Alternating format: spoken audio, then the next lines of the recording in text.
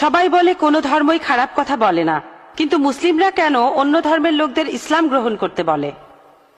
বোন, আপনি বললেন যে আপনি একটা মুসলিম পরিবারের সঙ্গে থাকেন অনেক বছর ধরে, তারপর বললেন যে সব ধর্মে ভালো সব কথা থাকে, কিন্তু মুসলিমরা আমাকে ইসলাম গ্রহণ করতে বলে কেন? পয়েন্ট নাম্বার 1, অন্য যেসব ধর্ম আছে সেগুলো যা বলে তার বেশিরভাগ কথাই ভালো, তবে ইসলাম ভালো কথা বলার পাশাপাশি আপনাকে দেখাবে কিভাবে সেটা অর্জন করতে হয়।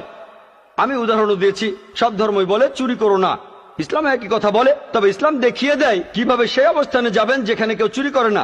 জাকাত দেন, সাহায্য করেন, এরপর কেউ চুরি করলে তার হাত কেটে ফেলেন, তাহলে চুরি করা বন্ধ হয়ে যাবে, কোনো অপরাধ থাকবে না। এজন্যই আমি বলেছিলাম যে ইসলাম ভালো কথা বলার পাশাপাশি আপনাকে দেখিয়ে দেবে কিভাবে সেটা অর্জন করতে হয়।